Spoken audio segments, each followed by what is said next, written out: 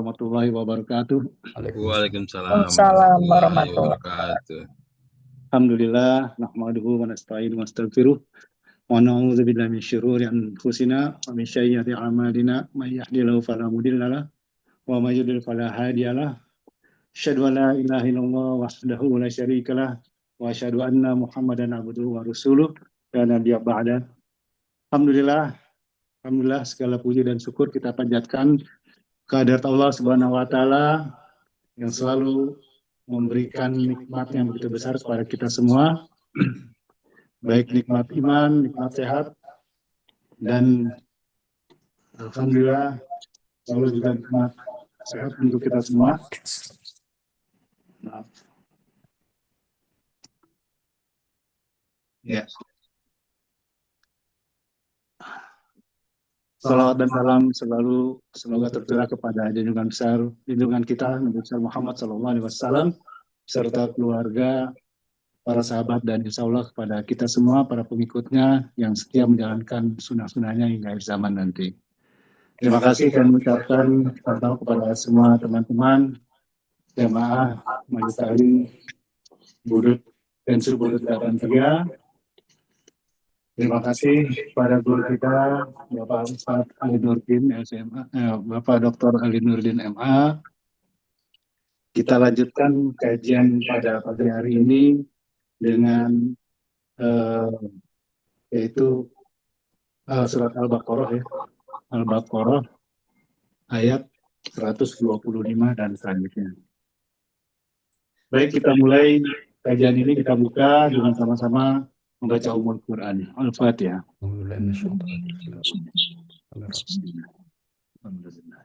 Ya kan ampun ya.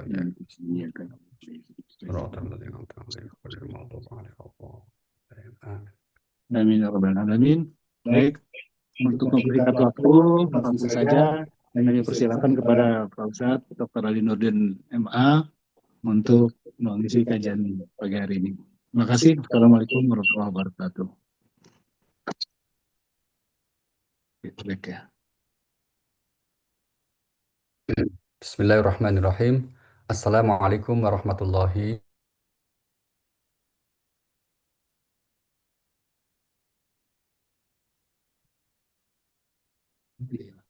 wabarakatuh. La haula wa la quwata illa billah. Allahumma faqihna fid din wa 'allimna at-ta'wil amma ba'd. Kita melanjutkan Bapak Ibu untuk mentadabburi, mengkaji firman-firman Allah di surah Al-Baqarah ayat 125. Alhamdulillah kita sudah sampai di ayat yang ke-125. A'udzubillahi minasyaitonir rajim. Wa idz qala Ibrahimu rabbij'al hadza balad.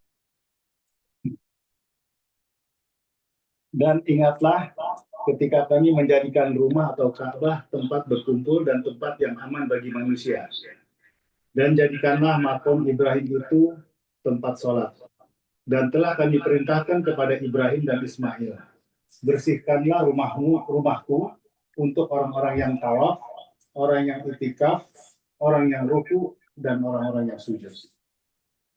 Oke, baik.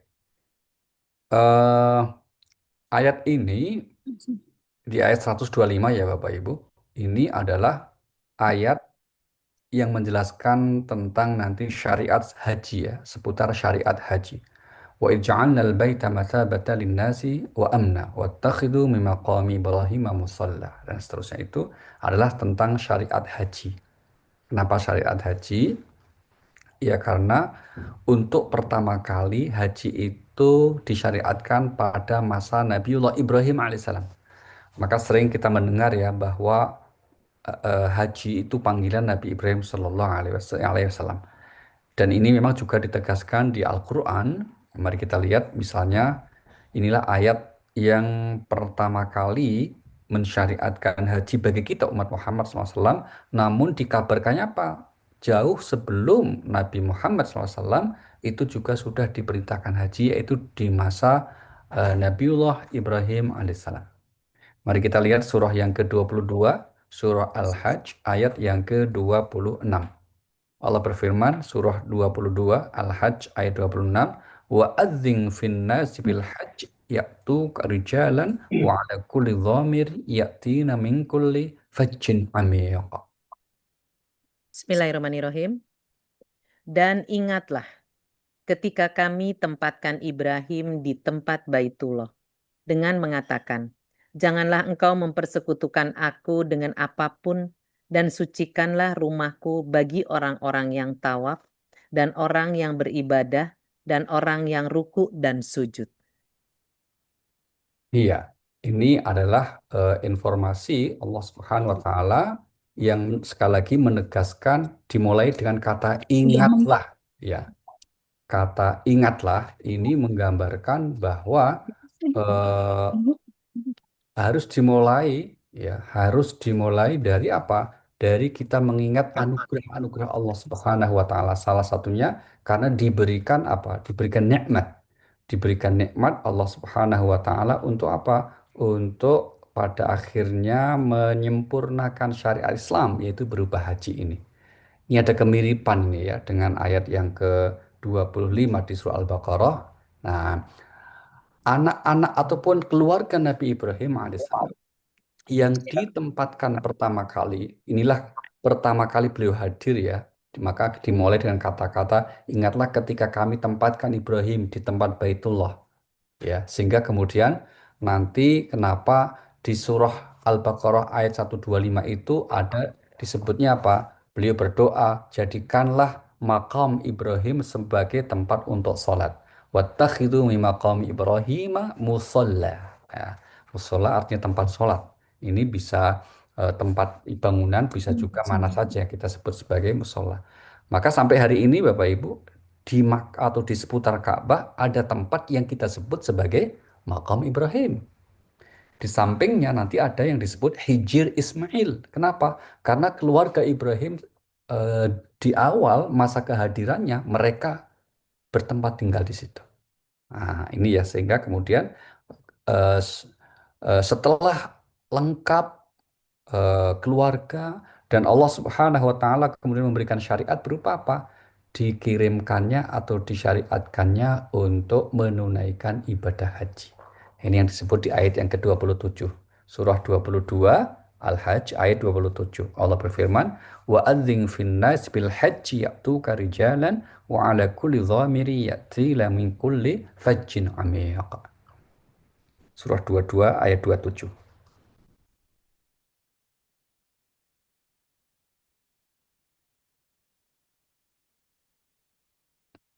Oke. Dan Ya, silakan. silakan. Iya, lo lempar-lemparan. Udah dikau aja. Dan serulah manusia untuk mengerjakan haji, niscaya mereka akan datang kepadamu dengan berjalan kaki atau mengendarai setiap unta yang kurus. Mereka datang dari segenap penjuru yang jauh. Iya. Ayat ini banyak sekali hikmah yang dapat kita petik pelajarannya Bapak Ibu. Yang pertama tentang eh, jawaban Nabi Ibrahim ketika diperintah untuk menyeru untuk haji. Menurut beberapa riwayat, Nabi Ibrahim menjawab, "Ya Allah, apa seruanku bisa didengar seluruh manusia?" Kemudian Allah menjawab, "Tugasmu hanya menyeru, aku yang akan menyampaikan." Nah, ini yang pertama hikmahnya adalah manusia itu tugasnya ikhtiar. Nanti yang mewujudkan itu Allah. Manusia tugasnya hanya berusaha, yang mewujudkan adalah Allah. Maka kalau orang mengaku beriman kepada Allah tapi nggak berikhtiar, itu namanya BODOH, alias jahil, bodoh. Tapi sebaliknya, orang yang berani mengklaim bahwa dia berhasil karena usahanya, itu syirik namanya. Karena apa? Karena menganggap hasil kok karena semata usahanya, itu syirik. Ya, syirik dalam makna apa? Menyaingi Allah. Oh, itu wilayah domainnya Allah gitu ya. Nah, maka pelajaran pertama dari ayat ini tadi, tugas manusia ikhtiar. Maka Allah perintahkan seluruh manusia untuk haji. Maka Allah jamin niscaya manusia akan datang dengan sungguh-sungguh. Tapi menariknya ayat ini menunjukkan kesungguhan itu mereka datang dengan jalan kaki dan mengendarai unta yang kurus. Nah, ini kan ayat yang tidak dalam tanda petik sekarang kan kalau kita maknai letterlek nggak relevan Bapak Ibu. Karena hampir tidak kita temukan orang berangkat haji jalan dalam arti apa? Jalan kaki aja nggak ada. Apalagi naik unta kurus itu nggak ada. Tapi kedua istilah ini menggambarkan kesungguhan manusia berlomba-lomba sebagai seorang muslim normal akan menunaikan ibadah haji. Nah, karena alasan itulah maka kemudian sekarang kita tahu isu tentang ibadah haji ini kan menjadi isu yang sangat seksi ya, menjadi apa itu isu dalam makna persoalan ya, luar biasa, kompleks sekali itu ya Pak Ibu ya. Sehingga kita lihat ini berbagai macam aturan, berbagai macam modifikasi cara melaksanakan itu setiap tahun berubah. Ambil contoh 2024 itu pelaksana haji panitia di Saudi itu 2 syarikah, sekarang 8. Nanti mungkin tahun depan akan berubah lagi. Di Indonesia juga sudah mengalami perubahan. Kalau selama ini operator utamanya, regulator utamanya Kementerian Agama, nah 2026 sudah berpindah namanya BPH, Badan Pelaksana Haji. Ya, ini akan kita lihat akan seperti apa. Tapi yang jelas semangat orang Muslim untuk haji itu ini yang dimaksud oleh Allah tadi, bahwa mereka, maksudnya orang Muslim itu akan datang berhaji itu dengan jalan kaki maupun dengan unta yang kurus. Maksudnya untuk menunjukkan kesungguhannya. Untuk apa mereka melaksanakan itu? Nah, surah 22 ayat 28 jawabannya. Surah 22, surah Al-Hajj ayat 28, Allah melanjutkan di ayat itu, liyashhadu manafi'a lahum wa yadhkuru smallahi fi ayyamin ma'lumat ala ma razaqahum min bahimatil an'am. Agar mereka menyaksikan berbagai manfaat untuk mereka dan agar mereka menyebut nama Allah pada beberapa hari yang telah ditentukan atas rizki yang Dia berikan kepada mereka berupa hewan ternak. Maka makanlah sebagian darinya dan sebagian lagi berikanlah untuk dimakan orang-orang yang sengsara dan Iya. fakir. Iya, ini ya di antara tujuannya seperti itu Bapak Ibu, untuk menyaksikan hal-hal keagungan, kekuasaan Allah Subhanahu wa taala. Demikian juga untuk bentuk syukur kita kepada Allah atas aneka macam rizki yang telah dianugerahkan oleh Allah Subhanahu wa taala. Gitu ya. Dan yang ketiga tadi Pak, untuk manusia pada akhirnya mengakui kekuasaan dan mengesahkan Allah Subhanahu wa taala. Nah, ini di antara hikmah dari ayat 125 yaitu apa? Tentang disyariatkannya haji. Ya. Jadi yang kemudian eh, jadikanlah Masjid Al-Haram itu tempat untuk tawaf, untuk ruku, untuk sujud, itu maknanya adalah tempat di mana kaum muslimin hadir menziarahi tempat itu untuk beribadah kepada Allah Subhanahu wa taala. Ini kunjungan yang pertama kali ya Pak Ibu. Kunjungan pertama kali Nabi Ibrahim membawa putranya. Maka nanti akan ada episode kenapa ada ibadah berupa sa'i, ada melontar jamroh. Ini hakikatnya semua miniatur dari kehidupan napak tilas kehidupan keluarga Ibrahim alaihissalam di masa awal. Ya, di masa awal kedatangan pertama kali untuk mereka ke Masjidil Haram atau ke yang disebut di Al-Quran nama lain Masjidil Haram saat itu belum Masjidil Haram tapi Bakkah. Bakkah itu nama kuno dari kota Makkah, itu Bakkah. Ini disebut di Al-Quran di surah yang ketiga, surah Ali Imran ayat yang ke-96. Surah 3 ayat 96 Allah Subhanahu wa berfirman, "Inna awwala baiti wudi'a lin-nas lalladzi bi Bakkah mubarakan wa hudan lil alamin." Surah 3 ayat 96. Sesungguhnya rumah ibadah pertama yang dibangun untuk manusia ialah Baitullah yang di Bakkah atau Mekah, yang diberkahi dan menjadi petunjuk bagi seluruh alam. Iya, sesungguhnya rumah yang pertama kali dibangun di muka bumi oleh manusia adalah rumah di Makkah. Maka rumah ibadah yang pertama kali dikenal manusia ya di Makkah itu apa Ibu? Yang sekarang kita kenal dengan Masjidil Haram, dengan Ka'bah sebagai pusatnya itu ya.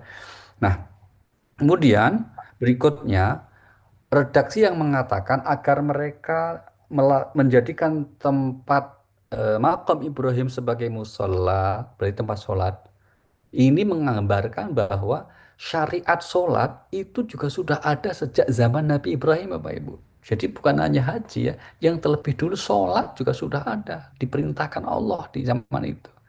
Kira-kira berarti apa? Rukun Islam di antara para nabi itu sama gitu ya. Dan para nabi itu semua mereka satu hidup sebagai utusan Allah dengan diberikan syariat relatif sama rukun Islam yang garis besarnya. Ya syahadatnya, la ilaha illallah, terus sholatnya, zakatnya, puasa, hajinya, rukun Islamnya sama 5 itu. Cuma mungkin tata cara sholatnya, rakaatnya, apakah sama? Wallahu alam. Nggak ada penjelasannya itu. Tapi yang jelas di ayat 125 ini kita mendapatkan keterangan wattakhidhu min maqami Ibrahim musalla, ya. Terus kemudian apa? Eh, at-tahira baiti lit-ta'ifina wal 'akifina wa ruk'is sujud. Nah, agar dijadikan tempat rukuk dan sujud. Maka salah satu doa Nabi Ibrahim lain yang juga diabadikan di Al-Quran itu apa? Berdoa agar dijadikan sebagai hamba Allah yang istiqomah mengerjakan ibadah sholat. Mari kita lihat surahnya yang ke-14, surah Ibrahim ayatnya yang ke-40. Allah berfirman, Rabbi ja'alni muqimas salati wa min dzurriyyati Rabbana wa taqabbal du'a. Surah 14 ayat yang ke-40. Ya Tuhanku, jadikanlah aku dan anak cucuku orang yang tetap melaksanakan sholat. Ya Tuhan kami, perkenankanlah doaku. Iya, ya Tuhan kami, jadikanlah aku dan anak cucuku orang yang konsisten istiqomah mengerjakan sholat. Nah, ini poin kita, Bapak Ibu. Sehingga salah satu doa yang penting untuk selalu kita panjatkan kepada Allah adalah agar kita dianugerahi kemampuan untuk senantiasa mengerjakan ibadah sholat. Oke. Kemudian berikutnya, Bapak Ibu, dari ayat ini juga faedah yang dapat kita petik adalah bahwa tradisi yang baik itu bisa dilanjutkan. Buktinya apa? Tradisi sholat, tradisi ibadah puasa, tradisi haji itu bukan hanya berlaku di masa Rasulullah Sallallahu Alaihi Wasallam, bahkan di masa Ibrahim alaihissalam sudah ada dan lanjut kemudian di masa Nabi Muhammad. Maka pelajaran pentingnya dari ayat ini adalah bahwa syariat yang dilakukan orang sebelumnya bisa dilanjut, bahkan tradisinya bisa dilanjut. Yang tradisi yang tidak boleh dilanjut kalau ada tradisi dalam masyarakat yang bertentangan dengan syariat, ya, yang tidak diperintahkan syariat, apalagi kalau dilarang syariat, maka harus ditinggalkan. Tidak boleh mengatasnamakan tradisi, terus kemudian berlebihan melakukan itu, apalagi kemudian dibungkus dengan atas nama agama. Ya, tapi kalau tradisi itu tidak bertentangan, contohnya apa? Kita kalau Lebaran itu silaturahim, itu kan tradisi yang baik tuh, wong silaturahim, ya. Terus kemudian Muharram kayak kemarin kita menyantuni anak yatim kan bagus. Atau kemudian kita bersilaturahim lainnya mengadakan acara reuni, ya, reuni Budut 83, ya, di restoran mana, itu bagus. Karena judulnya silaturahim. Meskipun kalau mencari ayat reuni ya nggak ada ya, atau hadis reuni itu, hadis tentang reuni nggak ada. Tapi hadis tentang silaturahim banyak, ayat tentang silaturahim banyak. Karena reuni itu hanya istilah, tapi substansinya. Nah, ini yang seringkali menjadikan perbedaan itu karena itu. Ya, orang menolak istilah, tapi yang membolehkan orang melihat substansinya. Nah, gitu ya Pak Ibu ya. Contoh ulang tahun. Substansinya apa? Traktir temen. Substansinya apa? Sedekah. Substansinya apa? Silaturahim. Oh, bagus. Itu semua diajarkan agama. Tapi kalau ulang tahunnya sendiri tidak ada gitu ya. Sehingga kemudian seringkali ada khilafiyahnya di situ. Nah, maka dalam konteks tradisi ini Bapak Ibu sekali lagi, tradisi itu kalau tidak bertentangan dengan syariat maka boleh kita lakukan.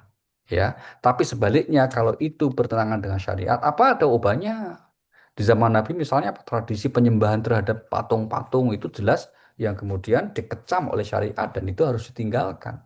Maka ketika Al-Quran misalnya kita ambil contoh ya di surah Al-Baqarah, surah yang kedua, ya, pada ayatnya yang ke-170 itu kan menggambarkan penolakan orang-orang musyrik Mekah untuk menerima Islam karena berpegang teguh pada tradisi. Tapi itu tradisi yang salah.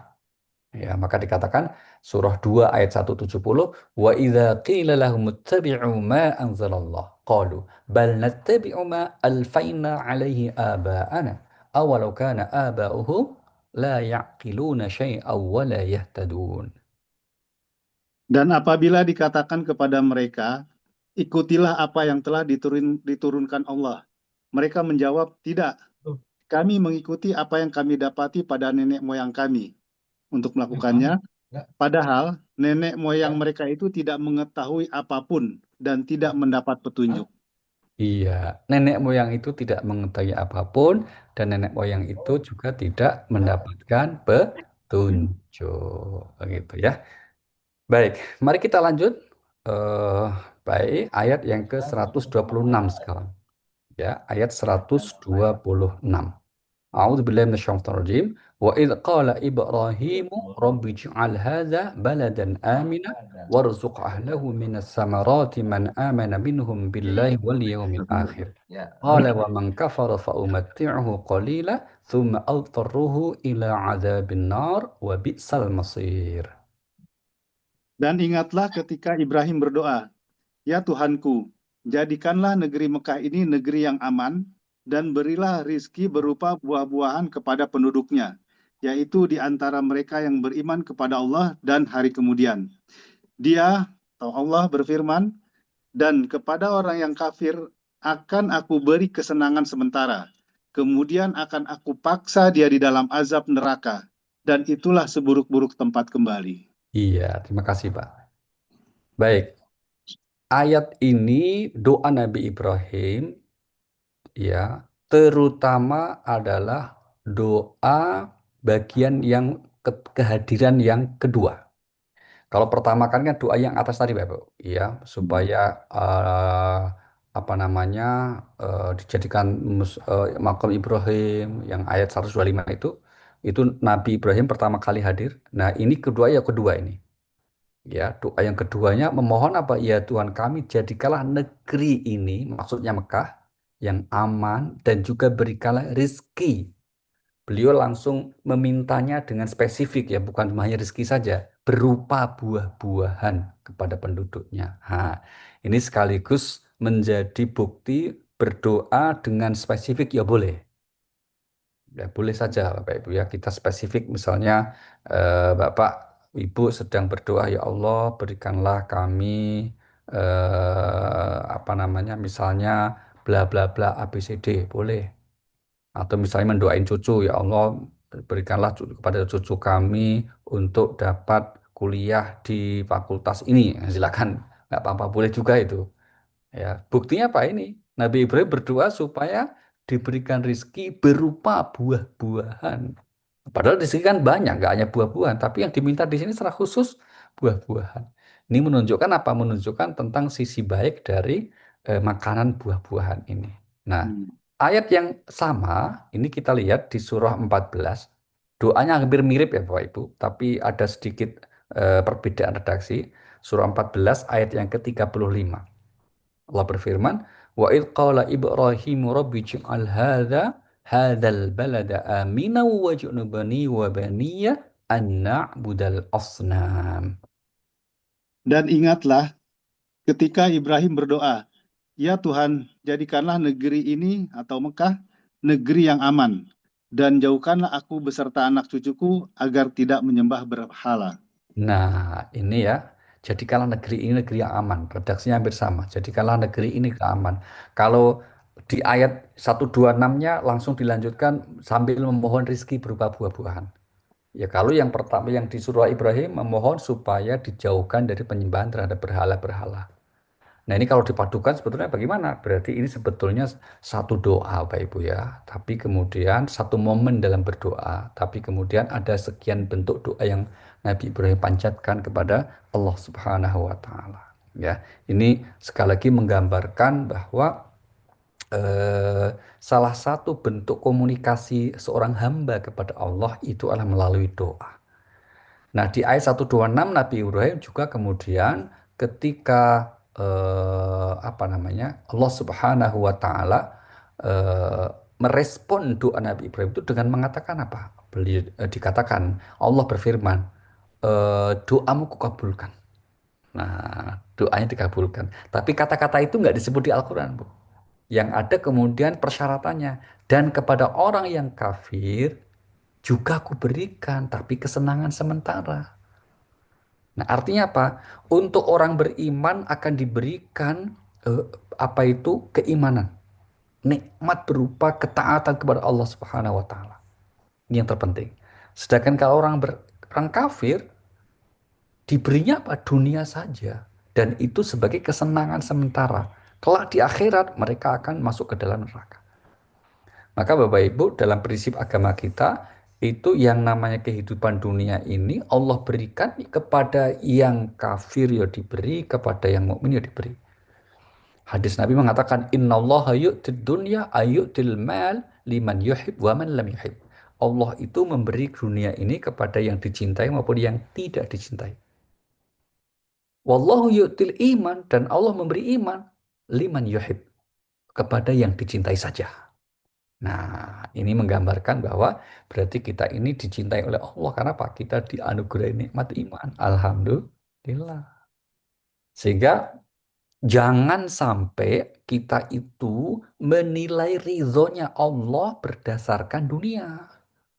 Kalau orang diberi dunia, diberi harta, diberi kemasyhuran, diberi kedudukan yang tinggi, diberi segala macam kenikmatan dunia, jangan jadi ukuran itu Allah otomatis ridho kepada orang itu. Belum tentu. Ya, bisa aja Allah ridho kalau dengan dunia itu dia taat kepada Allah. Nah, tapi kalau dia durhaka, maka itu justru menjadi apa yang disebut sebagai istidraj. Ya, maka Allah pesan atas yang seperti itu tidak perlu kita pingin supaya diberi seperti itu. Mari kita lihat surah yang ke-20, namanya surah Toha, ayatnya 131.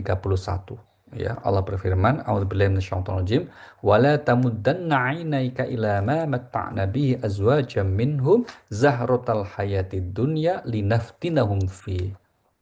Wa rizqu rabbika khairu wa abqa." Surah yang ke-20 ayat yang ke-131. Dan janganlah engkau tujukan pandangan matamu kepada kenikmatan yang telah kami berikan kepada beberapa golongan dari mereka, sebagai bunga kehidupan dunia, agar kami uji mereka dengan kesenangan itu. Karunia Tuhanmu lebih baik dan lebih kekal. Iya, ini ya. Jangan kamu tujukan pandangan matamu, itu maksudnya berarti kamu jangan pinginan. Itu. Jadi kalau temen misalnya baik ya, temen beli mobil baru, nggak usah terus kemudian pinginan. Itu. Temen punya rumah baru, ya ikut bersyukur saja. Alhamdulillah, nggak usah pinginan. Ya, temen punya tas baru nih, ibu-ibu nih, ya nggak usah pinginan. Itu. Karena apa? Itu sebagai bunga kehidupan dunia, sebagai bentuk ujian kepada mereka. Nah, ini kata kuncinya. Sehingga kemudian di ayat ini selaras ini. Allah berfirman kepada orang yang durhaka, akan kuberi kesenangan sementara di kehidupan dunia ini. Maka hukum di dunia ini Bapak Ibu, ini sifatnya universal. Artinya apa? Tidak hanya untuk orang Muslim, orang non-Muslim pun ya berlaku. Kalau urusan dunia ini berlaku apa? Aturan Allah berupa apa? Ya pembagian dunia sesuai dengan usahanya. Ya, mari kita lihat misalnya di surah yang ke-11, surah Hud ayat 15, Allah berfirman, "Man kana yuridul hayat dunya nu'tihi minha." Ya, surah 11, surah Hud ayat yang ke-15.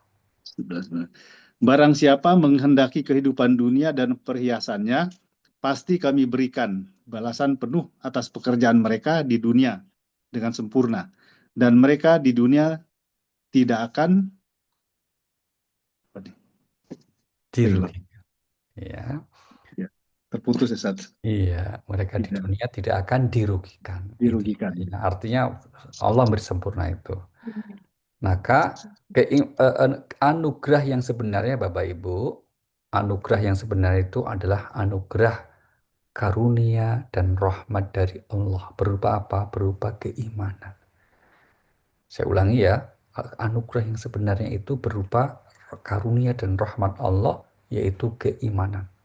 Dengan karunia rahmat seperti itulah hendaknya kamu bergembira. Begitu pesan Allah. Kita lihat surah yang ke-10, surah Yunus, ayat yang ke-58. Allah berfirman, A'udzubillahi minasyaitonir rajim, "Qul bi fadlillahi wa bi rahmatihi fabidzalika falyafrahu huwa khairum mimma yajma'un." Katakanlah Muhammad, dengan karunia Allah dan rahmatnya, hendaklah dengan itu mereka bergembira. Itu lebih baik daripada apa yang mereka kumpulkan. Nah, apa yang dimaksudkan? Keimanan baik.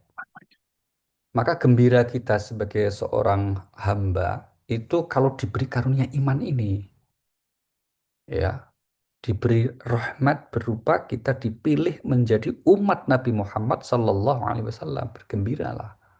Karena itu lebih bagus dari yang biasa dikumpul-kumpulkan manusia. Yang dikumpulkan manusia kan biasanya apa? Ya kesenangan dunia. Tapi ini lebih bagus. Apa itu? Nikmat iman. Alhamdulillah. Nah, kita semuanya sudah diberi, Pak Ibu. Kita bukan belum diberi ya, kita diberi. Maka jadi orang muslim itu apalagi yang suka ikut kajian itu harus optimis, harus menunjukkan ekspresi kegembiraan gitu. Kalau orang suka ngaji, ikut kajian, ya meskipun online, kok nggak kelihatan gembira, nanti orang nggak tertarik untuk ngaji. Ya kan, komentarnya malah misalnya apa, ikut ngaji tambah stres, gitu malah, gitu kan. Itu kan nggak boleh, ya harus kelihatan gembira. Dan kajian pun harus kemudian isinya yang paling sering apa, yang paling dominan, kabar gembira. Karena ya ikut ngaji berarti sudah menunjukkan iman. Dan Allah pesannya apa? Berikan kabar gembira. Mari kita lihat surah yang ke-33, ayatnya yang ke-47. Wa basyiril ladina amanu bi anna lahum ajran kabira fadlan kabira. Dan sampaikanlah kabar gembira kepada orang-orang mukmin bahwa sesungguhnya bagi mereka karunia yang besar dari Allah. Nah, karunia besar itu apa, Pak? Iman.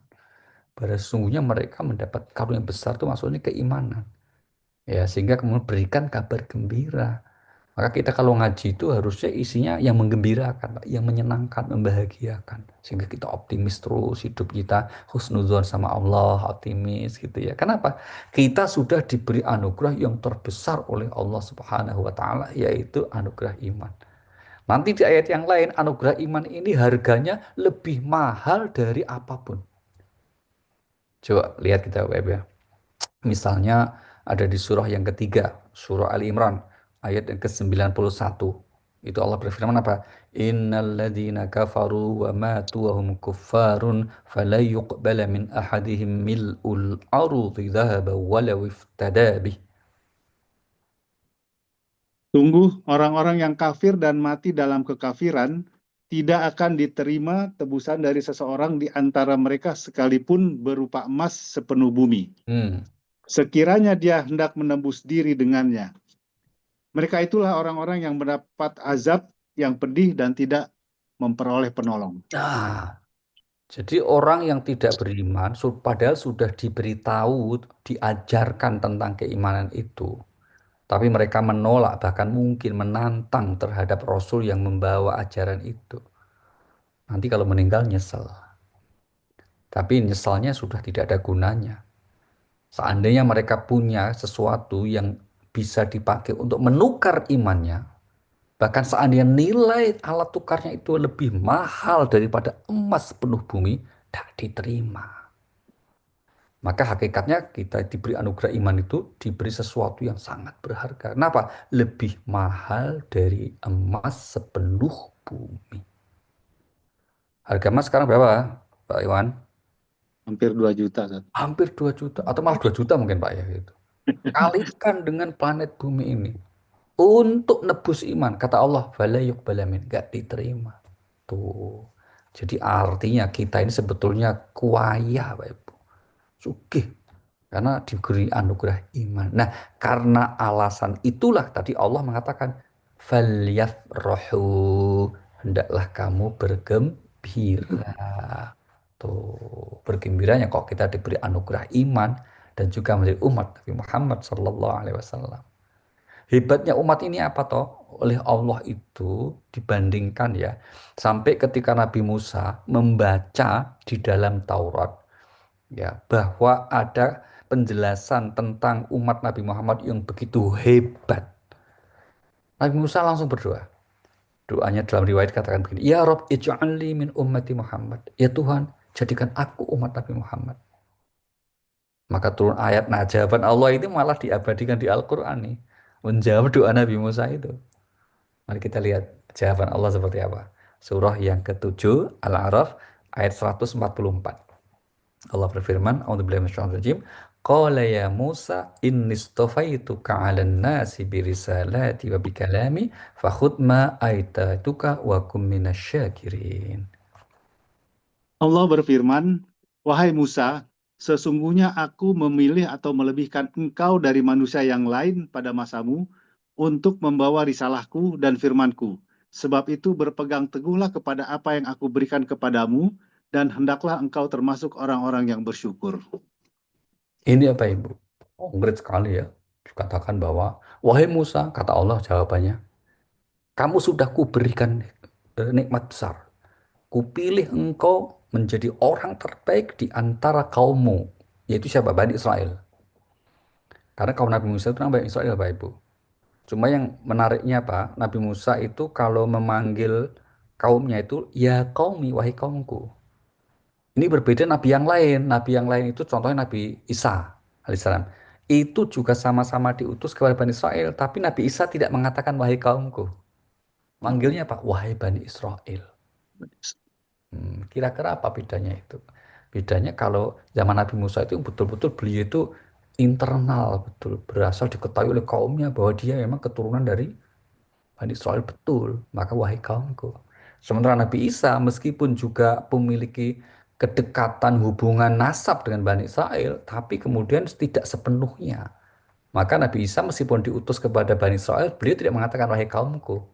Orang Bani Israel malah nggak mengakui Nabi Isa kan, maka juga menjelekkan orang Kristen sebetulnya. Wahai Bani Israel. Oke.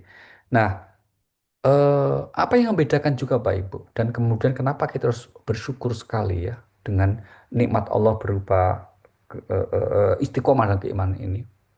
Mari kita contoh perbedaannya. Kaum Nabi Musa yaitu Bani Israel itu kalau berbuat dosa besar di antaranya syirik namanya, ingin bertobat harus bunuh diri.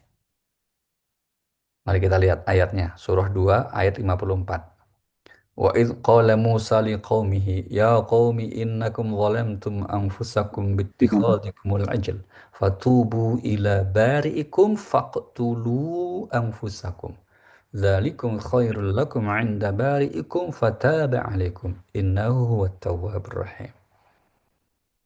Dan ingatlah ketika Musa berkata kepada kaumnya, wahai kaumku, kamu benar-benar telah menzolimi dirimu sendiri dengan menjadikan patung anak sapi sebagai sesembahan. Karena itu bertobatlah kepada penciptamu dan bunuhlah dirimu. Itu lebih baik bagimu di sisi penciptamu. Dia akan menerima tobatmu. Sungguh, dialah yang maha penerima tobat, maha penyayang. Bunuh diri Pak, tobatnya wajib bunuh diri kalau ingin betul tobat. Bayangkan betapa beratnya kan kalau dia dosa syirik. Ya, kalau umat Nabi Muhammad kita semua tobat ya istighfar, mohon ampun. Yang penting kapok, terus nyesal, mohon ampun, dah selesai. Mereka harus bunuh diri. Itu kalau dosa besar. Bagaimana kalau dosa kecil? Dosa kecil mereka itu wajib menulis kesalahannya, terus ditempel pintu rumahnya. Jadi orang sekomplek tahu semua apa salahnya. Nah, itu ini untuk merendahkan. Maka sekarang kan mereka punya yang namanya tradisi ritual tembok ratapan ya. Ya, itu yang sampai Aqsa itu. Mereka meratap. Ya, mereka meratapi kesalahan-kesalahannya, mereka meratapi dosa-dosanya dengan ditulis, maka seperti itu. Umat kita atau umat Muhammad tidak bersyukur sekali kita. Bahkan selama kita masuk komitmen dengan Rasulullah Nabi kita, nah Allah Subhanahu wa taala menjamin atas nama kemuliaan Nabi kita Pak, nggak akan diazab. Wah, keren sekali Bapak. Tidak akan diazab. Ya. Ini yang Allah firmankan di surah yang ke-8 ayat 33. Allah berfirman, "Wa ma kana Allahu liyu'adzibahum wa anta fihim wa ma kana Allah mu'adzibahum wa hum yastaghfirun." Tetapi Allah tidak akan menghukum mereka selama engkau Muhammad berada di antara mereka. Dan tidaklah pula Allah menghukum mereka, sedang mereka masih memohon ampunan. Iya, Allah tidak akan menghukum mereka selama engkau wahai Nabi ada di hati mereka. Maksudnya selama Rasulullah SAW itu ada dalam keyakinan kita bersyahadat wa asyhadu anna Muhammad Rasulullah. Dan ini selaras dengan sabda Rasulullah SAW dalam hadis Imam Bukhari di mana Rasulullah pernah bersabda, "Fa innallaha qad harrama 'alan nari man qala la ilaha illallah yabtaghi bidzalika wajhallah." Sesungguhnya Allah mengharamkan neraka kepada siapa yang mengucapkan la ilaha illallah dengan sepenuh hati, semata-mata mengharap ridha Allah. Wah, ya. Sehingga kemudian Rasulullah dalam hadis ini ingin meluruskan ya, tidak pada tempatnya kemudian kita menjudge orang berlebihan. Misalnya menyebut munafik, menyebut tidak diterima amalnya. Karena apa? Loh, sederhana sekali Pak. Allah mengharamkan orang yang pernah mengucapkan la ilaha illallah Muhammadur Rasulullah dengan sepenuh hati itu mengharamkan api neraka. Nah, baik. Kita kembali lagi ke ayat ini Bapak Ibu ya, yaitu ayat 126 ini, yaitu di mana kesenangan dunia itu disebutnya dengan kesenangan sementara. Sifatnya tidak kekal, tidak abadi, pasti ditinggal. Maka jangan sampai orang itu berlebihan mengejar dunia sampai melalaikan akhirat. Yang ada harusnya bagaimana? Kita lihat surah 28. Namanya Al-Qasas ayat 77. Inilah yang seharusnya dilakukan. Surah 28 ayat 77. Wabtaghi fima atakallahu daral akhirata wa la tansa nasibaka minad dunya wa ahsin kama ahsanallahu ilaik wa la tabghil fasada fil ard. Innallaha la yuhibbul mufsidin. Dan carilah pahala negeri akhirat dengan apa yang telah dianugerahkan Allah kepadamu. Tetapi janganlah kamu lupakan bagianmu di dunia dan berbuat baiklah kepada orang lain sebagaimana Allah telah berbuat baik kepadamu. Dan janganlah kamu berbuat kerusakan di bumi. Sungguh, Allah tidak menyukai orang yang berbuat putus. Putus ya, kerusakan. Udah tinggal Iya, satu. Tidak menyukai orang yang berbuat kerusakan. Gitu ya. berbuat Baik. kerusakan. Iya, betul. Baik, ini etika yang seyogyanya seorang muslim itu fokus orientasi hatinya untuk kebahagiaan akhirat, namun sekelumit kebahagiaan dunia yang Allah berikan jangan dilupakan. Boleh kok kemudian kita mencarinya, menikmatinya yang halal, itu bagian dari karunia Allah Subhanahu wa Ta'ala. Kenapa harus akhirat? Sekali lagi, kenapa harus akhirat yang harus menjadi fokus kita? Jawabannya di surah 29 ayat 64.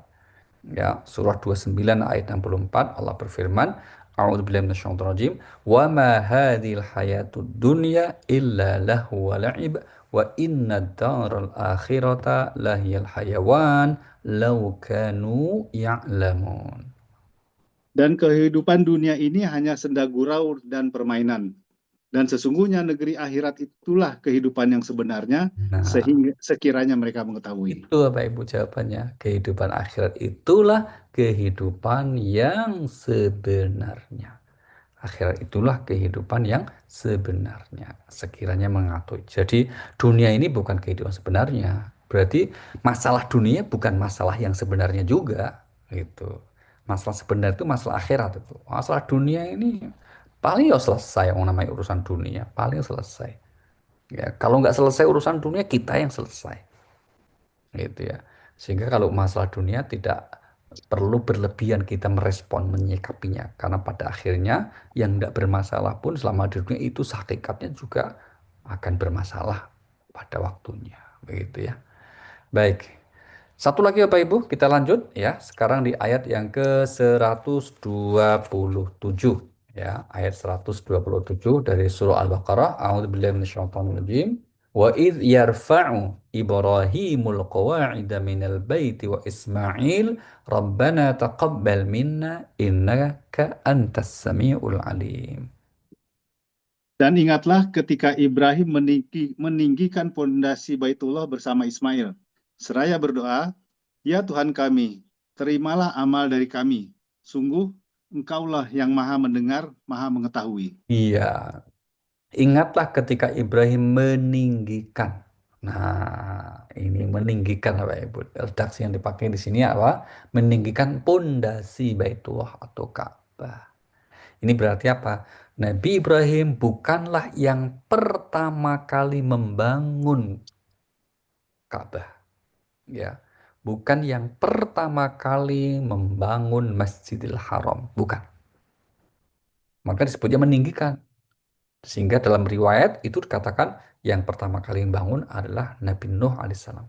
Bahkan ada yang mengatakan itu Adam setelah turun dari surga. Tapi apapun yang benar, di ayat ini mengatakan Nabi Ibrahim hanya meninggikan fondasi Ka'bahnya itu. Kenapa? Ini rumah sudah tua. Ya, tadi saya sebut di ayatnya ya, yaitu di surah Ali Imran tadi bahwa rumah ibadah yang pertama kali dibangun umat manusia itu adalah rumah ibadah di Bakkah atau Makkah. Itu poinnya. Nah, kemudian yang terpenting juga Bapak Ibu, ini menggambarkan bahwa dari ayat sebelumnya tadi 2 kali ayat itu menceritakan tentang Nabi Ibrahim yang berdoa. Maka seorang muslim itu harusnya tidak boleh pesimis. Karena apa? Karena punya kelengkapan segala sesuatu untuk terus menjadi optimis. Salah satunya Pak, doa. Nah, salah satunya itu doa. Ini senjatanya orang mukmin, demikian kata Nabi. Dan Allah menjamin setiap yang berdoa sungguh-sungguh akan dikabulkan. Mari kita lihat surah yang ke-40, namanya surah Ghafir, ayat yang ke-60. Allah berfirman, A'udzubillahi minasyaitonirrajim, wa qala rabbukum ud'uni astajib lakum. Innal ladzina istakbiruna an ibadati sayadkhuluna jahannama dakhirin. Dan Tuhanmu berfirman, "Berdoalah kepadaku, niscaya akan aku perkenankan bagimu." Hmm. Sesungguhnya orang-orang yang sombong tidak mau menyembahku akan masuk neraka jahanam dalam keadaan hina dina. Hmm. Berdoalah kepadaku, niscaya aku kabulkan. Nah, ini penting ya Bapak Ibu. Kata kunci di situ ya. Berdoalah kepadaku, niscaya akan aku kabulkan. Jadi Allah tidak pakai kata insya Allah ya ketika akan mengabulkan, tapi pasti akan mengabulkan. Nah ini menggambarkan Allah itu selalu akan mendengarkan doa-doa hambanya dan insya Allah akan dikabulkan. Cuma gimana pengabulannya, yaitu semuanya terserah dalam prerogatif domainnya Allah Subhanahu wa Ta'ala. Ya, yang jelas kalau ada orang berkata, aku nggak usah doa ya sukses terus, aku nggak perlu doa ya bisa berhasil, atau malah pakai logika ya 2 kali 2 ya mesti 4, nggak usah pakai 2 ya tetap 4. Nah, gitu misalnya. Apa jawaban Allah atas orang yang menyepelekan doa ini? Mari kita lihat surah yang ke-25, surah Al-Furqan ayat 77 ya. Allah berfirman, A'udzubillahi minasyaitonirrajim, "Qul ma ya'ba'u bikum rabbi laula du'aukum faqad kadzdzabtum fasawfa yakunu lizama." Surah 25 ayat 77. Katakanlah Muhammad kepada orang-orang musyrik, Tuhanku tidak akan mengindahkan kamu kalau tidak karena ibadahmu. Hmm. Tetapi bagaimana kamu beribadah kepadanya, padahal sungguh kamu telah mendustakannya. Hmm. Karena itu, kelak azab pasti menimpamu. Iya, atau Tuhanmu tidak akan mempedulikan hidupmu kalau bukan karena doa-doa. Nah, jadi dalam perspektif ini Bapak Ibu ya, doa itu bukan sekedar agar kita dikabulkan hajat kita, enggak. Tapi doa itu juga agar kita mendapat ridho Allah Subhanahu wa taala. Ini yang terpenting, agar mendapat ridho dari Allah Subhanahu wa taala. Dan di antara kalau kita semakin sering berdoa, itu semakin bagus, termasuk doa mohon ampunan misalnya. Itu Allah senang sekali. Apa hambanya selalu berdoa itu. Termasuk doa mohon ampun, mohon ya istighfar, astagfirullahaladzim. Allah jamin apa? Semua dosanya ku hapus. Semua dosa keampuni. Nah, kita lihat misalnya di surah yang ke-39 ayat 53. Allah berfirman, Qul ya ibadiyalladzina asrafu ala anfusihim la taqnatu min rahmatillah. Innallaha yaghfiru dzunuba jami'a innahu huwal ghafurur rahim. Katakanlah, wahai hamba-hambaku yang melampaui batas terhadap diri mereka sendiri. Janganlah kamu berputus asa dari rahmat Allah. Mm-mm. Sesungguhnya Allah mengampuni dosa-dosa semuanya. Sungguh dialah yang maha pengampun, maha putus lagi. Mm-mm. Maha penyayang. Maha penyayang. Iya, Putus. ini sering putus ya Pak ya. Iya, Iya. iya betul. Gak lengkap, Sat. Iya betul tuh, Pak. Ini janji Allah, orang yang mohon ampun diampuni pasti. Ya, sehingga kemudian mungkin ada orang yang kemudian karena pakai dalil ini akhirnya sering memberi amnesti akhirnya Pak. Hmm. Gitu ya, karena mengamalkan ayat ini maka sering memberi amnesti. Wes kamu salah tak kasih amnesti, wes bebas sekarang. Nah, istilah gitu ya. Nah, atau ada juga yang diberi abolisi. Abolisi itu berarti kamu bener kok, nggak usah diproses. Kamu nggak salah, nggak usah dilanjutin prosesnya. Nah, kalau di akhirat nggak ada itu Pak, nggak berlaku. Amnesti mungkin ya, abolisi nggak. Hmm. Karena abolisi itu kan menyetop proses hukuman, proses hukum. Sementara di akhirat nggak bisa. Tapi kalau amnesti mungkin. Contohnya siapa? Banyak. Ya hamba yang sebetulnya menurut aturan mainnya dia bersalah bahkan masuk neraka. Tapi karena Rahman Rahimnya Allah, karena ampunan Allah, mereka dibebaskan. Yang terpenting juga karena mendapat syafaat Rasulullah Sallallahu Alaihi Wasallam. Itu bisa juga seperti itu. Ya. Nah, terakhir dari ayat 127 ini Bapak Ibu, itu Allah memilih Asmaul Husnanya dengan yang maha mendengar lagi maha mengetahui. Ya, innaka antas sami'ul alim. Ini berarti apa? Mendengar apa toh? Mendengar apa saja. Termasuk mendengar doa-doa hambanya. Maka aslinya Allah itu nggak akan pernah mengecewakan doa hambanya. Dengar kok, Allah itu maha mendengar. Termasuk kemudian ketika ada zaman masa Rasulullah itu sahabat yang doanya teriak di Masjidil Haram, wah Allah teriak gitu, ditegur, kasih tahu dia itu kan mereka itu tidak berdoa kepada Tuhan yang tuli, denger kok. Kalau manusia kan mungkin pendengaran kurang ya Pak ya, bagi tambah umur ya. Tapi kalau Allah tuh nggak mungkin, maka nggak usah teriak-teriak doanya. Atau juga kemudian di surah 17 ayat 110 itu Allah mengatakan apa? Qul Allah awid'ur rahman. Surah 20 ayat yang ke 110. Ayyamma tad'u falahul asma'ul husna wa la tajhar bis salatika wa la tukhafiz biha wa 17. tabi baina dzalika sabila. Surah 17 ayat 110.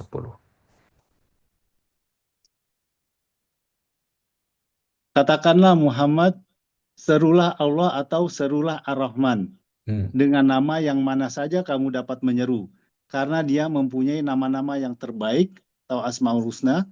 Dan janganlah engkau mengeraskan suaramu dalam sholat dan janganlah pula merendahkannya.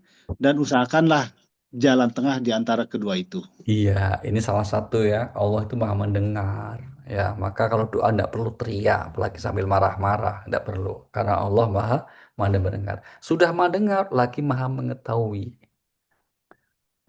Allah maha mengetahui itu kalau di Al-Quran paling tidak ada dua ya Pak ya. Satu kata alim, satu lagi kata khabir. Bedanya apa tuh alim dan khabir itu? Kalau alim mengetahui secara global, secara umum, tidak ada yang menjadi sesuatu yang tidak diketahui oleh Allah. Kalau khabir itu mengetahui detail-detailnya. Kan sering disebutkan dengan maha teliti. Nah, gitu ya. Kalau manusia kan ada orang pinter banyak hal. Manusia gitu Pak, banyak pinter. Dia juga ngerti tentang ilmu macam-macam tahu lah gitu. Tapi biasanya itu orang yang generalisir seperti itu, generalis itu dia tidak spesialis. Misalnya apa? Dia jago tentang ya katakanlah insinyur, dia juga dokter, dia juga misalnya apa? Latar belakangnya itu arsitek misalnya. Banyak hal kepinterannya gitu. Tapi itu pasti sedikit-sedikit. Tidak akan menjadi spesialis. Spesialis itu kalau kemudian dia fokus dengan satu bidang. Nah, Allah itu nggak seperti itu, gitu ya. Allah itu alimun khabir. Ya, maha mengetahui lagi maha teliti, mengetahui yang global maupun yang rinci. Dan yang jelas penutup doa yang Allah ajarkan di sini, sungguh engkau ya Allah yang maha mendengar lagi maha mengetahui. Semoga Allah karuniakan kita untuk senantiasa istiqomah di jalannya, sehingga kelak insya Allah akan mendapat ridhonya, terutama istiqomah untuk mengikuti jejak agama yang Allah turunkan kepada para nabi, yaitu apa? Agama Islam. Kalau Amin. hakikatnya, agama yang Allah turunkan itu Islam, untuk menjadi apa? Panduan bagi kita meraih kebahagiaan hidup dunia dan akhirat nanti. Amin ya Robbal. Amin ya rabbal alamin. 3 ayat sudah cukup Bapak Ibu. Insya Allah nanti kita lanjut di ayat berikutnya, yaitu ayat 128. Baik, selanjutnya Pak Iya akan membantu kita untuk memoderatori. Mungkin ada yang akan disampaikan dari Bapak Ibu. Kami persilahkan. Terima kasih untuk sementara. Wassalamualaikum warahmatullahi wabarakatuh. Waalaikumsalam warahmatullahi wabarakatuh. Terima kasih Pak Ustadz untuk materinya pada pagi hari ini. Surat Al-Baqarah dari 125 sampai 127. Itu banyak ilmu yang kita dapat pada hari ini tentang tadi di ayat 125 tentang haji, kemudian 126, dan terakhir juga di 127, ya, masih terkait bersama dengan 126 ini tentang doa-doa kepada Allah Subhanahu wa Ta'ala. Baik, kita buka sesi tanya jawab. Dipersilakan kepada teman-teman bisa langsung menjawab atau melalui chat. Ya, kami persilakan.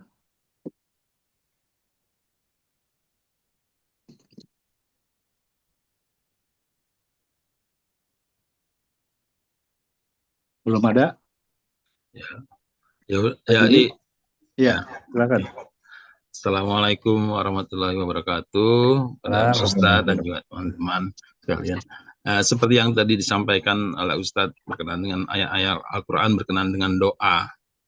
Apakah ini Ustadz batin itu bolehkah dipahami juga sebagai doa? Bahkan katakanlah yang tanpa, karena memang beberapa dari kita juga suka mempunyai karakter yang juga sulit memilih kata-kata yang indah lah untuk dijadikan doa gitu. Demikian Ustadz, terima kasih. Wassalamualaikum warahmatullahi wabarakatuh. Waalaikumsalam warahmatullahi wabarakatuh.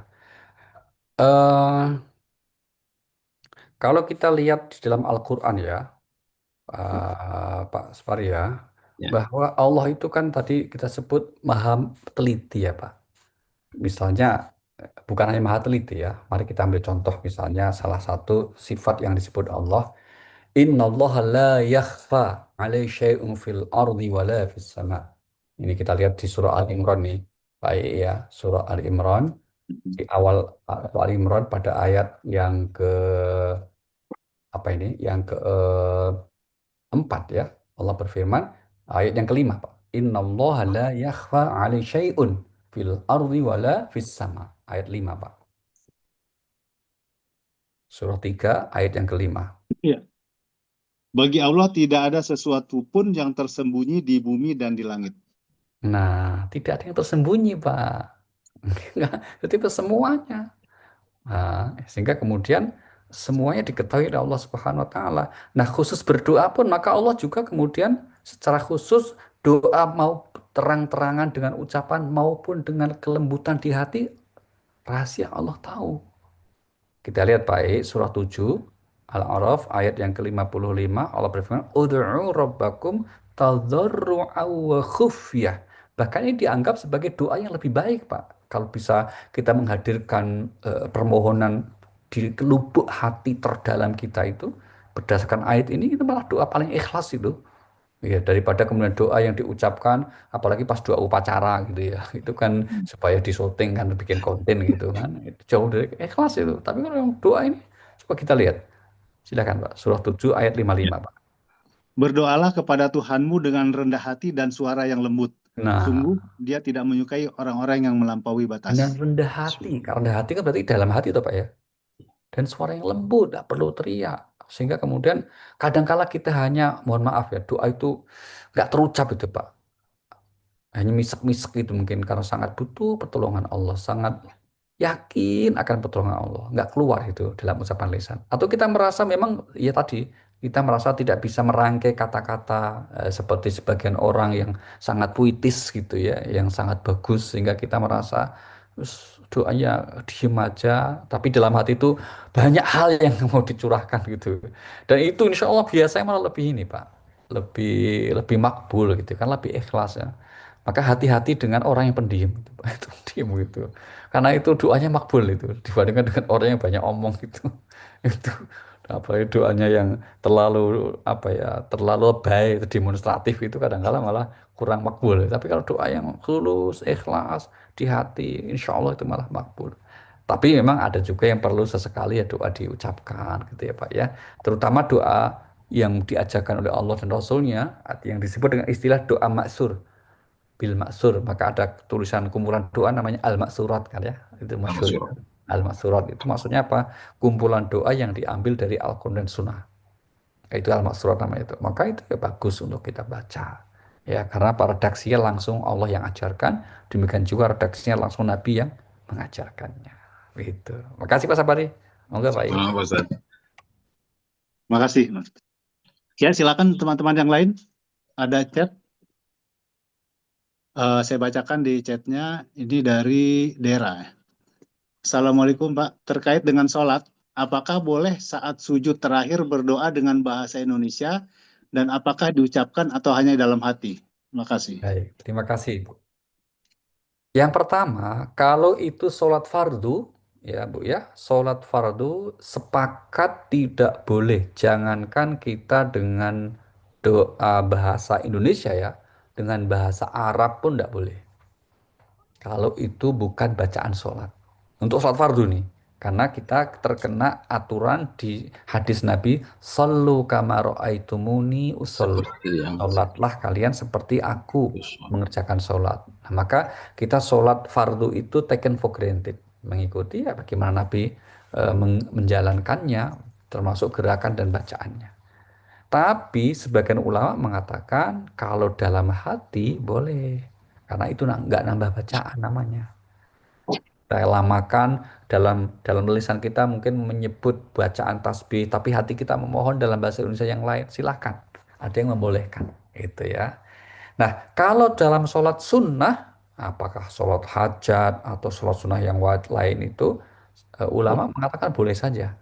Ya, ditambahkan dengan apakah dengan bahasa Arab atau bahasa Indonesia. Tapi biasanya yang berhati-hati itu dengan bahasa Arab, nanti bahasa Indonesianya setelah salam, gitu ya. Tapi ini masalahnya kan sebagian kita ingin mengejar waktu sujud itu momentum yang dekat seorang hamba dengan Tuhannya, kan gitu masalahnya kan. Sehingga harapannya doa itu dikabulkan. Nah, maka catatan itu kalau sholat sunnah maka dibolehkan. Tapi kalau sholat fardu nanti terkena aturan bahwa sholat fardu itu mengikuti aturan yang telah ditetapkan Rasulullah Shallallahu Alaihi Wasallam. Apakah sholat sunnah nggak ditetapkan? Ditetapkan juga, tapi lebih lebih longgar gitu, lebih baik, lebih longgar. Buktinya apa? Praktek dulu di zaman Nabi ada sahabat yang sholat sunnah menambah doa-doa oleh Nabi nggak ditegur. Boleh. Nah, maka yang penting, apalagi kalau doa-doa itu doa-doa yang memang diajarkan dakwah sunnah ya. Nah, sedangkan doa kita sendiri saja, misalnya dengan bahasa Indonesia, itu kalau yang kita minta yang penting selaras dengan pimpinan agama. Minta apa? Kebaikan akhirat, minta dikuatkan iman, dan seterusnya. Bukan hanya meminta sesuatu yang berkaitan dengan kehidupan dunia saja. Begitu. Oke, terima kasih Pak. Ya, makasih. Maaf, jadi saat kita sholat fardu, saat sujud terakhir boleh kita berdoa, tetapi hanya dalam hati. Betul Bu. Oke. Iya, Ya. betul. Terima kasih Pak Baik. penjelasannya. Ya, terima kasih. Nuhun.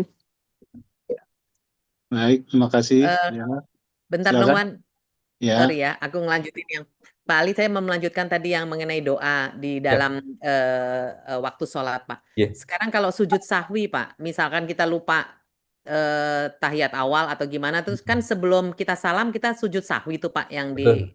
Nah, itu masuk dalam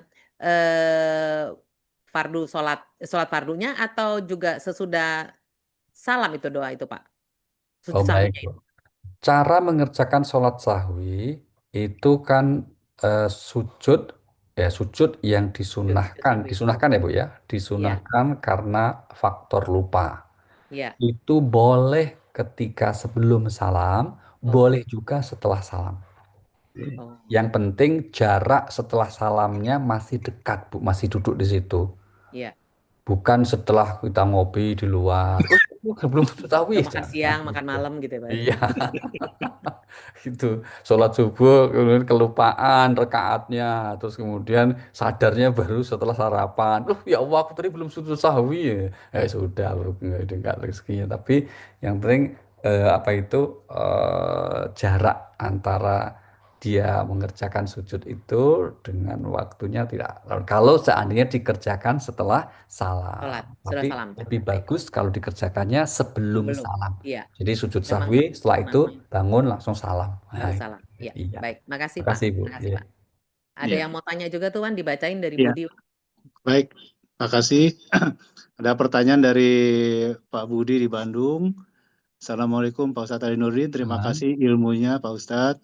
Ada satu pertanyaan, pada surat Al-Baqarah ayat 127, ada terjemahan mengangkat atau meninggikan pondasi. Apakah bisa diartikan sebagai bukan hanya pondasi secara fisik, tapi juga membangun fondasi ajaran tauhid yang murni? Hmm. Ini bisa berasal dari kerusakan tauhid akibat syirik sejak zaman Nabi Nuh hingga Nabi Ibrahim. Ini juga apakah mengartikan bahwa setiap generasi perlu membangun kembali tauhid yang telah runtuh. Artinya tauhid bukan warisan otomatis, tapi harus diperbaharui tiap zaman. Terima kasih Pak Ustadz. Wah, mantap Pak Budi. Betul sekali. Ya begitu, memang begitu ya. Memang betul. Ya betul. Artinya ini nanti kalau dalam tafsir Pak, ini disebutnya sebagai tafsir isyari. Tafsir isyari itu selalu melihat sisi dalam, ya sisi rohani, sisi substansi dari apa yang tertulis. Nah, itu di banyak kemudian sebagian ulama sangat fokus di situ ya. Ini betul. Jadi di antara hikmahnya seperti itu. Ya, sehingga Al-Qur'an ini kan memang bisa dipahami dengan POV, point of view berbagai macam sudut ya, Pak ya. Kalau yang tadi secara umum kan secara awam lah kira-kira gitu ya. Itu dipahami ya membangun dalam makna yang sebenarnya, letter luck-nya yaitu membangun fondasi Ka'bah, meninggikan apa. Tapi sebetulnya maknanya juga betul ini Pak, bisa dalam makna untuk membangun fondasi tauhid terus dikuatkan. Nah, apakah ini kemudian apa namanya terus harus kita lakukan setiap zaman? Oh iya Pak, harus. Karena judulnya Pak, Al-imanu yazid wa yanqus. Hadis Nabi kan begitu, iman tuh naik turun, bertambah berkurang. Ya, kalau kita turun nggak sadar, kelama-lama turun banyak itu Pak. Maka perlu ada. Nah, inilah maka salah satu untuk membangun fondasi tauhid itu diantaranya kita silaturahim, ini menyelenggarakan kajian, bertukar pikiran, mentadabburi Al-Quran. Ini sebagian sebetulnya bagian dan ikhtiar kita untuk membangun fondasi tauhid kita. Ya, yang boleh jadi runtuh sih enggak ya Pak, ya, tapi tergerus gitu loh karena kesibukan dunia, tergerus oleh kehidupan sosial masyarakat dan keluarga, maka lama-lama bisa menurun. Maka perlu direcharge kembali untuk meninggikan atau untuk menguatkan, mengokohkan fondasi tauhid kita kepada Allah melalui berbagai macam sarana, salah satunya dengan kajian seperti ini. Itu. Jadi betul Pak Budi, apa yang disampaikan pemaknaan seperti ini betul. Terima kasih. Ya, terima kasih Pak Budi. Baik teman-teman, ada pertanyaan lain silakan.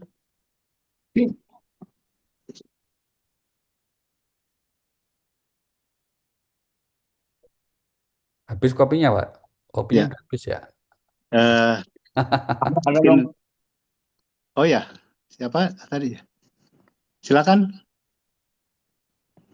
Giri mau nanya tuh. Giri mau Oh tanya, ya, Giri. silakan Giri. Apa Sorry, saya nggak ini, saya lagi olahraga ya. Jadi gini, Oh gitu. sambil olahraga sambil. Siap-siap, Ustadz, Pak. saya mau nanya gini, Pak Ustadz. Kalau yang saya pahami itu kan ketika kita sholat, bacaan ayat Quran itu hanya rokaat pertama dan kedua, rokaat ketiga, keempat, ketiga dan seterusnya hanya membaca surat Al-Fatihah. Betul Ustaz ya? Betul, Pak. Nah, sekarang bagaimana kalau kita makmum ini telat?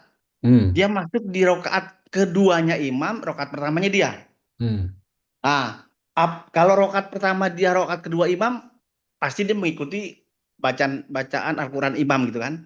Nah, ketika di rokaat imam ketiga, di rokaat dia kedua, makmum kedua ini, apakah dia tetap membaca ayat suci Al-Quran, atau dia hanya baca Al-Fatihah juga seperti si imam? Oke, baik. Karena gini, Ustaz, karena gini, kalau kita atau kita makmum ini, kita juga membaca Al-Quran. Kadang kan ketika rokaat ketiga imam, rokaat kedua makmum ini cepet nih. Rokaat ketiga imam kan dia hanya baca Al-Fatihah nih, cepet pergerakannya ya. Sementara dia baru rokaat kedua nih, dia masih wajib baca surat Al-Qurannya gitu. Gimana kira-kira Pak Ustaz? Baik, makasih Pak Giri. Ya, terima kasih atas kejujurannya. Ya, itu ya. Bagus ini pertanyaannya. Baik.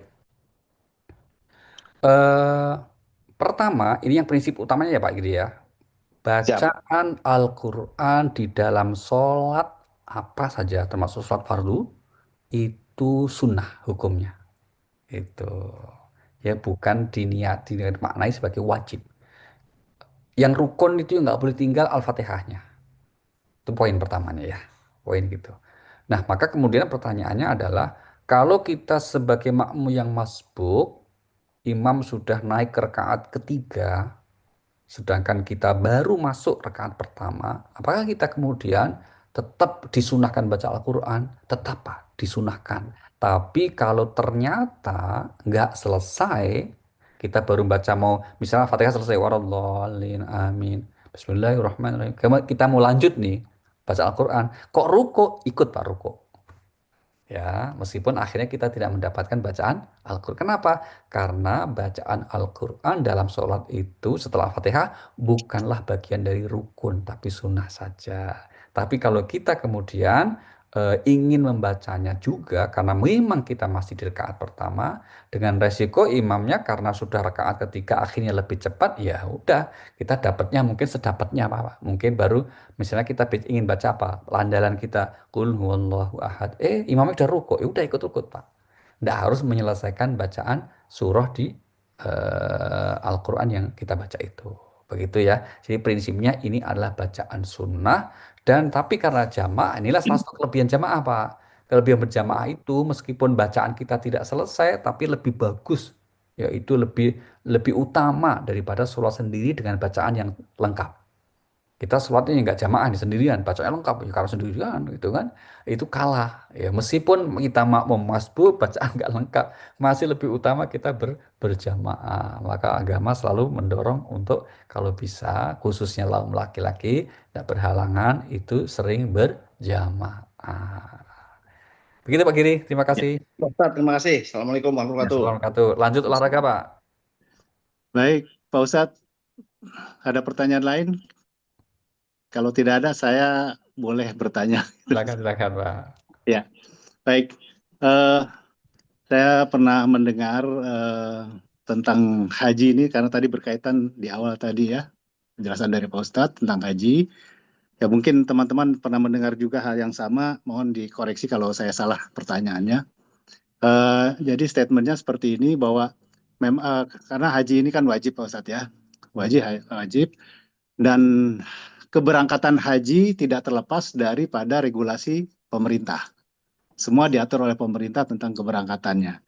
Kemudian akhir-akhir ini kan keberangkatan haji itu yang haji yang reguler itu berpuluh tahun mungkin kan sekarang untuk keberangkatannya. Nah, pendapatnya adalah karena sekian lamanya kemudian juga belum ada kepastian pada saat kita mendapatkan porsi di awal, kapan berangkatnya, naik pesawat apa, hotel apa, sehingga seolah-olah nih dikatakan bahwa akad ini menjadi hal yang goror, ya tidak ada hal tidak kepastian. Dan pendapat ini menyatakan bahwa, mohon maaf ini kalau saya salah, tapi yang saya dengar seperti ini bahwa dengan adanya goror ini ya ketidakpastian ini, maka hilang kata sifat wajib hajinya itu, Pak Ustadz. Barangkali Pak Ustadz juga sudah pernah mendengar hal ini, dan apakah seperti itu Pak Ustadz? Kalau kami menyelaminya bahwa memang kita harus mengikuti pemerintah, dan dengan begitu banyaknya yang akan berhaji sehingga diatur mendapatkan porsinya menjadi lama, dan tidak mungkin juga ditentukan di depan berangkatnya tanggal berapa, hari apa, dengan pesawat apa, hotelnya di mana gitu.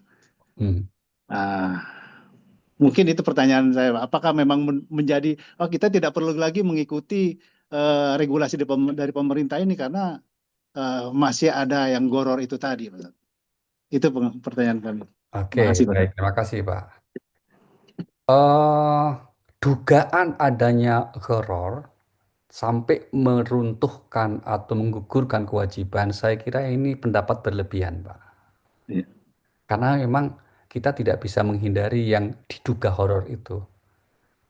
Apalagi kalau memutuskan pokoknya sekarang nggak wajib lagi karena yang adanya horor. Sementara di sisi lain nggak ada pilihan lain untuk menunaikan kewajiban ini.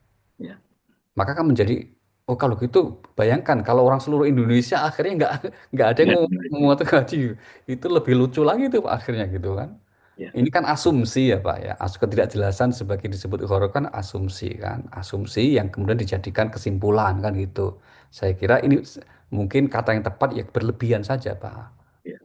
Kalau kami lebih berpendapat bahwa pertanyaan yang penting itu kamu daftar, nggak usah mikir berangkat gitu. Nah, ya kan? Penting daftar niat untuk ibadah karena Allah. Dah nanti urusan berangkat ada horor itu nggak ada horornya itu udah menjadi lepas tanggung jawab kita.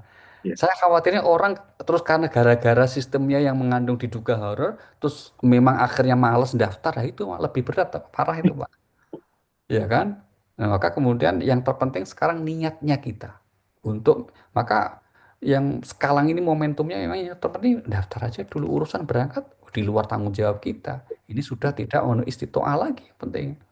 Maka ya bismillah kalau berangkat ya itu berarti Allah kasih kesempatan kita berangkat. Kalau enggak udah gugur kewajiban kita. Kenapa? Kita sudah daftar. Dan itulah yang berlaku di Malaysia, Pak. Malaysia kan sama sistemnya juga. Mereka juga dapat kuota, ya sama dengan Indonesia. Bahkan seluruh dunia ini kan, Pak. Kuota ini kan nggak hanya berlaku di Indonesia. Ketidakjelasan berangkatnya kapan ini kan juga seluruh dunia. Maka kalau seluruh dunia dengan cara berpikir seperti tadi itu akhirnya merasakan karena sistem kuota dari Saudi atau dari Oki akhirnya menyatakan kalau gini berarti haji nggak wajib. Wah, bisa masalah gitu Pak. Saya kira gitu ya Pak ya. Sehingga pandangan yang menyatakan seperti itu saya kira nggak berlebihan dan tidak pada tempatnya lah. Kira-kira gitu. Yang justru yang harus didorong sebetulnya ya penting niat kita untuk kemudian berusaha menyempurnakan rukun Islam kita ini dengan mendaftar.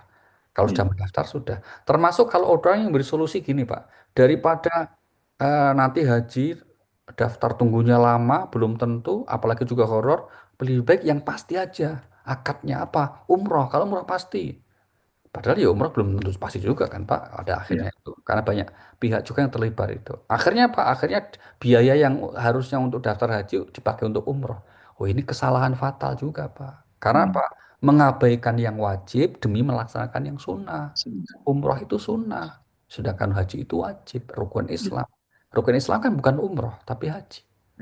Nah, kita khawatirnya apa? Orang kemudian memburu yang sunnah, sebetulnya yang diburu itu gengsinya pengen ke Mekah. Oh, bukan menaikkan kewajibannya. Kalau kan niatnya kewajiban sebetulnya selesai dengan kita mendaftar. Kalau daftar itu insya Allah sudah masuk manifest kita, udah manifest. Kalau nggak berangkat nggak masalah. Kalau umur nggak sampai nggak masalah. Berarti di akhirat kita sudah di hadapan Allah inni ma'dzirutan ila rabbikum. Sudah punya alasan untuk kita bertanggung jawab di hadapan Allah Subhanahu wa taala. Begitu Pak. Terima kasih. Berarti sudah ada ikhtiar ya Pak ya? Betul sekali Pak. Ya. Betul. Baik, terima kasih Pak Ustadz. Terima kasih Pak E. Ya. Sudah jam 11.25, 22. Iya. Masih ada pertanyaan atau yang terakhir atau kita sudahi? Iya, udah mau 11:30. Ya. Baik, tidak ada lagi pertanyaan Pak Ustadz. Sekali lagi kami ucapkan terima kasih atas ilmu yang telah diberikan oleh Pak Ustadz pada hari ini. Dan terima kasih juga kepada semua teman-teman yang sudah hadir dan setia mengikuti kajian kita dengan ilmu yang tentunya sangat bermanfaat dan insya Allah berguna buat kehidupan Amin. kita. Amin. Baik, kita tutup dengan doa. Kami persilakan kepada Pak Ustadz. Baik, atas semua niat baik yang telah tadi diantaranya sudah diikrarkan oleh Pak II dan juga yang sedang kita nikah dalam hati, mari kita langitkan kepada Allah Subhanahu wa taala, Bapak Ibu. Kita mohonkan kepada Allah, semoga Allah meridhai semuanya. Al-Fatihah. A'udzubillahi minasyaitonirrajim. Bismillahirrahmanirrahim. Alhamdulillahirabbil alamin arrahmanir rahim maliki yaumiddin. Iyyaka na'budu wa iyyaka nasta'in. Ihdinas siratal mustaqim. Siratal ladzina an'amta 'alaihim ghairil maghdubi 'alaihim waladdallin. Amin. Amin amin ya rabbal alamin. Terima kasih dan mohon maaf. Kami kembalikan ke Pak Ai. Mungkin akan dilanjut dengan silaturahim. Dari kami cukup sekian dan mohon maaf. Mohon undur diri. Wassalamualaikum warahmatullahi wabarakatuh. Waalaikumsalam. Terima kasih banyak Pak Ustadz. warahmatullahi wabarakatuh. Jazakumullah Mohon khairan. izin. Terima kasih. Terima kasih banyak Pak Kiai. Ya, baik teman-teman. Terima kasih sekali lagi. Barangkali ada yang mau disampaikan, sedikit waktu dipakai kesempatan untuk bersilaturahim. Ada yang mau menginformasikan undangan barangkali? Atau ada informasi lain? Oh, belum ada yang mau ini lagi, ngundang-undang. Jaya, ingin Jaya. Oh iya, Ada Pak Cahyo. undangan. Undangannya Pak Yosi. habis. Ya. Jadi tadi ada ajakan, kami ulangi, tadi ada ajakan, serem juga kumisnya nih. Baru muncul Kaget tuh lihat kumis. kumis. Serius Ya. lagi, nggak mudeng dia, nggak mudeng. Ya, tadi ada ajakan dari daerah, ya. Kita mungkin biasanya kan kita habis 2 kali online, 1 kali offline. Ada ajakan yang baik untuk ya kita tadabur alam mungkin ya, tadabur alam sekaligus ada muhasabah. Agak jauhan dikit yaitu di Jogja. Wow. Ini baru ajakan gitu ya. Alhamdulillah. Challenge sama daerah. Ogi jangan melongo gitu dong, Gi. Yang dari Bratis juga ikut nih, yang dari Bratis. Enggak, kemarin daerah malah ngajakinnya bukan itu, ngajakinnya masang bendera One Piece ya. Ya. Sama daerah apa? Masang bendera One Piece kata daerah. Oh, iya. Ya. Kalah kumisnya Jenderal Sunarko. Ya, jadi tuh ada ajakan itu. Lagi deh. Ada ajakan ya. Benar. Bisa dipikirkan sama-sama apakah bisa kita realisasikan atau bagaimana nanti ya setelah ini kita banyak diskusi lah di antara kita ya. Oke. Mungkin itu sih tadi yang sempat dilontarkan sama-sama. Ya biasanya sih kemarin dari daerah apa yang kita niatkan terus kita sempat obrolin di sini. Alhamdulillah bisa terlaksana. Ya mudah-mudahan Allah kasih kesempatan, rezeki dan umur yang cukup untuk kita. Amin. Alun-alun Jogja, Der. Amin. Ini perlu dari sponsor nggak daerah? Siap, Gi. Oke, siap. Daerah perlu dari sponsor nggak? Oh, siap. Kita kapan aja siap. Siap. Kan Bandung Asal ada udah. sponsor. Iya. Itu yang pakai pink sponsor utama. Kan Bandung udah. Bagian ngoprak-ngoprak iya. Ada kolektor. Insya Allah mudah-mudahan bisa kesampaian. Kan istilahnya kan Jawa itu kan banyak ya, Jogja kan bisa dari Solo, Magelang, Semarang, Surabaya, insya Allah bisa pada datang kita cari lah gitu. Ya. Daerah. Yap. Yup. Kalau bisa kamu mulai bikin deh semacam kayak proposal ya. Jadi ada beberapa alternatif gitu loh, tempat untuk menginap, tempat pengadakannya yang bisa kita ambil yang mana nih. Kan kalau misalkan kita bisa dapetin dengan harga semurah mungkin tapi tempat sebagus mungkin kan luar biasa gitu. Iya. Insya Allah nanti coba ya aku. Coba dilihat. Jadi kan kita bisa tahu nanti berapa teman-teman harus share atau gimana. Ya. Insya Allah nanti coba aku cari telepon apa? amangku. Tapi tunggu dulu. Ini Bapak Bratis bisa ikut nggak nih? Kayaknya Mau berapa ke berarti Jogja? sudah bisa ikut nih kayaknya. Atau di sana berapa aja berarti kita kita- ada Nah, beralamnya. dari situ dari Gratis. urusan Jogja baru kita ke Bratis. Sama Titi kan udah di plan. Siap-siap Bapak- ya, kita pengajian di Bratis ya. Amin. Bos. Ikut. Ikut Oh, dong. baik. Ya, insya Allah nanti kita sama-sama bicarain. Mudah-mudahan Boleh. nggak ada halangan. Ya. Insya Oke. Allah. Oke. Sekali lagi terima kasih banyak teman-teman semua. Mudah-mudahan kita ketemu lagi di Amin. kajian di bulan depan. Ya. Amin. Ya, Iya mohon buat maaf. Budi, selamat ya Budi. Selamat Iya. Bud. Semoga anak-anaknya Makasih. menjadi keluarga Ya. Samawa. Amin, amin. Makasih.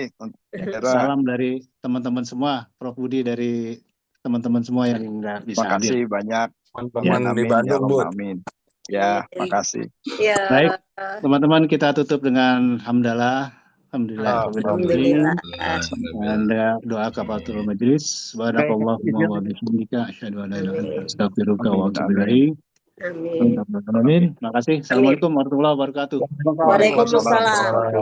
Izin pamit Salam, semuanya. pamit ya. Makasih Ya. banyak. Oke, makasih ya teman-teman semua. Ya, makasih. Pamit. Semuanya. Salam. Assalamualaikum. Salam. Assalamualaikum. Salam. Tutup ya. Live dulu. Selesai kan? Ya, terima kasih. Oke, thank you ya. Assalamualaikum. Yo, Assalamualaikum. Salam. Salam. Gi, makasih Gi. Iya, makasih. Junan, Masa tuan rumah duluan pulang. Ime, Hidayat. Yul, Desi makasih siapa ya? Yul. Mic-nya Desi. ke mute tuh, Yul Yul. Maulini. Maulini. Terima kasih semua. Thank you Ogi. Ya, makasih. Sama. Sambil ngegoreng soalnya. Oh, Ya, goreng. salah. Yuk, ayo. Yuk. Makasih. Berarti. Sampai ketemu lagi. Iya. Nanti kalau main ke Bandung ya, kabar-kabar ya. Siap. Insyaallah. Siap, Iya. insyaallah. Ya, assalamualaikum. Waalaikumsalam Waalaikumsalam. warahmatullahi wabarakatuh. Makasih ya, Sef. Jazakallah khairan. Jazakallahu Jazakallah khair. Ada Dayat nih. Ini Hidayat, Nur Hidayat apa Dayat nih? Nur Hidayat. Nggak tahu ya. Nggak ada suaranya. Lagi Ya. bawa mobil. Gimana? Aduh, sorry. Oh, Dayat ini. Hidayat. Sorry lagi bawa mobil. Oh, iya. Sorry lagi Oh, bawa Nur mobil. Hidayat. Ya udah, nggak apa-apa.